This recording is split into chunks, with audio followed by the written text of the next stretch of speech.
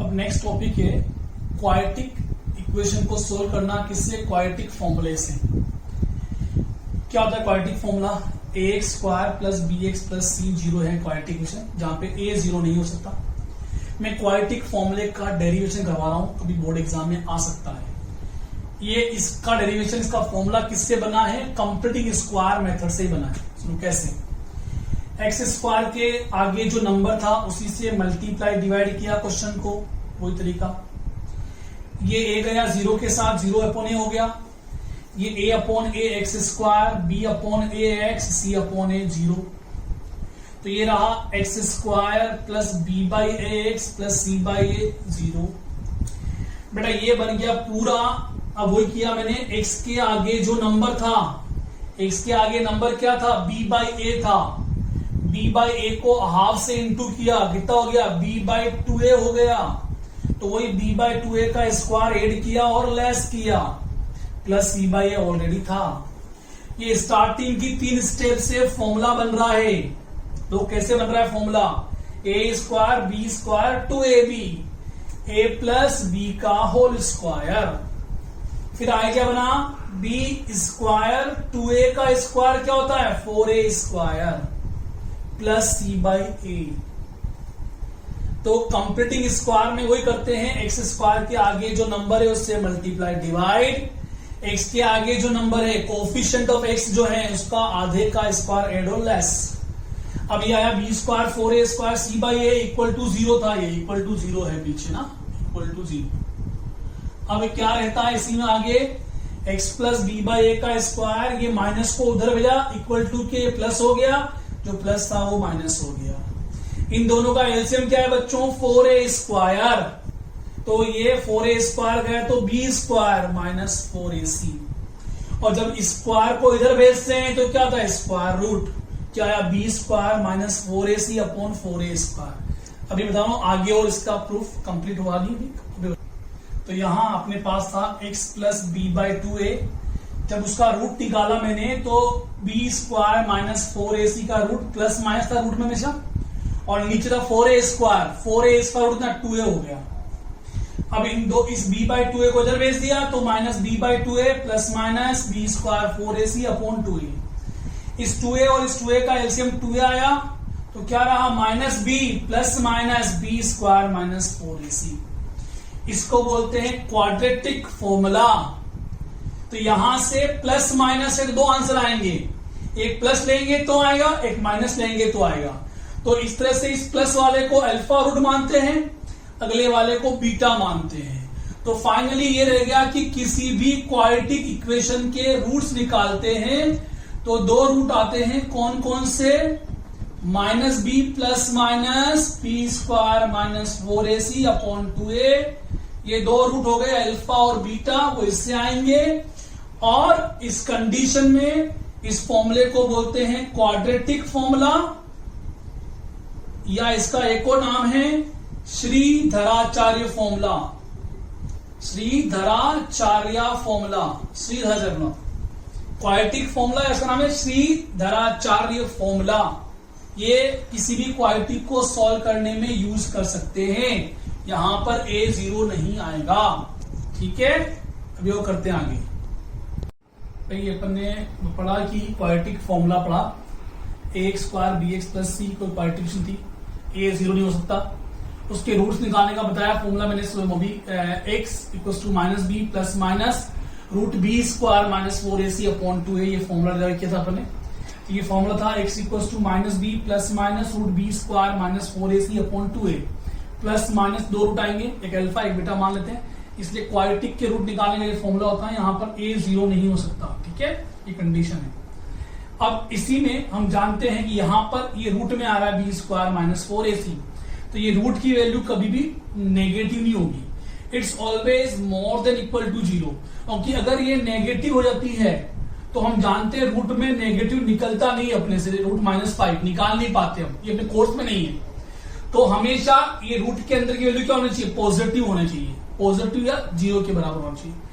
इस चीज को हम बोलते हैं डिस्क्रिमिनेंट, इसको बोलते हैं discriminant D b square minus 4ac। इस चीज को हम डी बोलते हैं, तो डी क्या होता है, डिस्क्रिमिनेंट। क्या फॉर्मूला उसका, बी स्क्वायर माइनस 4ac। इसका कहां यूज है, एक बताओ टॉपिक नया में, नेचर ऑफ रूट्स, इसमें इसका होता है यूज। क्या होता है नेचर रूट्स के अंदर, अगर डी जिसको बोलते हैं बी स्क्वायर माइनस 4ac, अगर ये डी होता है मोर देन 0, अगर ये डी होता है मोर देन 0, मतलब डी ऐसे आया 5, 6, 7, 8 ऐसा आया, तो रूट्स होते हैं रियल एंड अनइक्वल। कैसे होते रूट्स, हमेशा रियल और अनइक्वल होते हैं अगर डी आया मोर देन 0।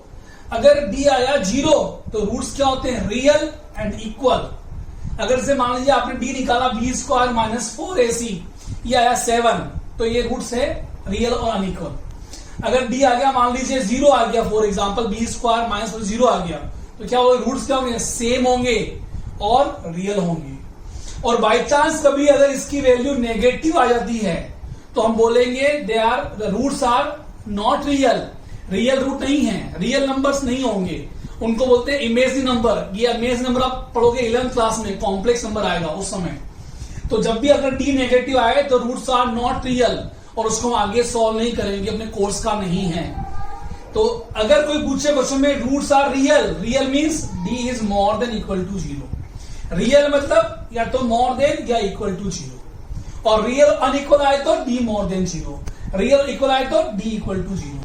ये 0.4 एक्सरसाइज में काम आएगा सारा कंसेप्ट, ठीक है ना। तो अभी पढ़ाया हमने क्वाड्रेटिक फॉर्मूला, अब आगे क्वेश्चन करते हैं इसके। क्वेश्चन नंबर 2 है 4.2 का, कि solve the quadratic equations by if the root exist by using quadratic formula. Question number 2 क्या बोल रहा है, क्वेश्चन नंबर 1 के चारों पार्ट है जिनको अपने कंप्लीट स्क्वायर से किया था, उसी को करना है क्वाड्रेटिक फॉर्मूला से सॉल्व। अगर रूट करते हैं एग्जिस्ट और नॉट, तो रूट पहले चेक करो एग्जिस्ट करते हैं या नहीं करते हैं। तो पहले इक्वेशन कंपेयर करो किससे, A square B X plus सी से कंपेयर करो। ए कितना आया 2, बी कितना आया 1, सी कितना आया 4। डी निकालो, डी का फॉर्मूला होता है B square minus 4ac। D निकालना है किसके लिए, रूट्स एग्जिस्ट करते या नहीं करते हैं। बी का स्क्वायर 4ac, या 1 माइनस 32 माइनस 31। डी आपका नेगेटिव आ रहा है, तो क्या बोलोगे, equation have no real roots. अगर डी आता है नेगेटिव तो इक्वेशन के रूट्स रियल नहीं हैं। तो रूट्स रियल नहीं है मतलब इमेजिनरी है, और हमने बोला था कि इमेजिनरी रूट हम निकालते नहीं, अपने कोर्स में नहीं है। तो अगर डी नेगेटिव आया तो लिखते बस लास्ट में नो रियल रूट्स, सॉल्व नहीं करना है। अगला क्वेश्चन देखो, इसी नंबर 1 का second part, 2x square X minus 4 compare किया किससे, A square plus B X plus C 0। A कितना बच्चों 2, बी कितना है 1, सी कितना है -4।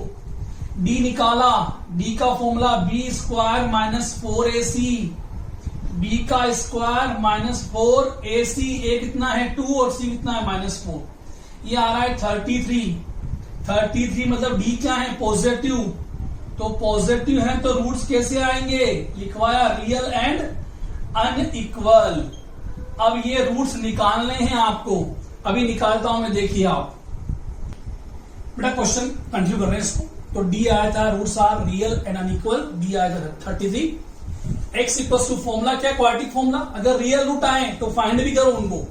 तो फॉर्मूला है minus b plus minus b square minus 4ac upon 2a minus b, b कितना बच्चों, बी की वैल्यू थी 1 तो -1 प्लस माइनस ये बी स्क्वायर माइनस 4ac निकाला अपन ने, ये भी ऑलरेडी 33 और 2 इंटू ए कितना है, ए अपना 2 था, 2 रख दिया अपने को। तो ये आया -1 प्लस माइनस है तो प्लस को अलग कर दिया, माइनस को अलग कर दिया। अब रूट 30 निकाल नहीं पाते अपन, यही छोड़ेंगे। तो ये इसके रूट्स आ गए, इस इक्वेशन के रूट्स ये आ गए, ये इसका आंसर हो गया। तो देखो वैसे तो एग्जाम के अंदर, बोर्ड एग्जाम में ऐसा नहीं आता है किससे करना है। अगर एग्जाम में नाम लिखा हुआ है तो उससे करना। क्वाड्रेटिक 3 हो गए, factorization, computing square, quadratic formula, तीनों में से कोई भी लगा सकते हैं। लेकिन एग्जाम में अगर नाम से आए तो उससे करना पड़ेगा, बाकी आपकी इच्छा उससे करें। क्वेश्चन नंबर 3 का सेकंड पार्ट देखें, 6 का। इसको सॉल्व करना है। इसका एलसीएम लिया x plus 4 x minus 7, x minus 7 minus x plus 4, 11/30 क्या रहेगा x minus 7 minus x minus 4, x minus 7 minus x minus 4, इसको इससे इंटू कर दिया, क्या रहेगा x square minus 7x plus 4x minus 28, क्या रहा x square minus 7x 4x minus 28, 11/30। अब आगे देखते हैं, x से x कैंसल, क्या रहा ऊपर माइनस 11, नीचे रहा x square minus 3x minus 28, 11/30। अभी इसको आगे करता हूं और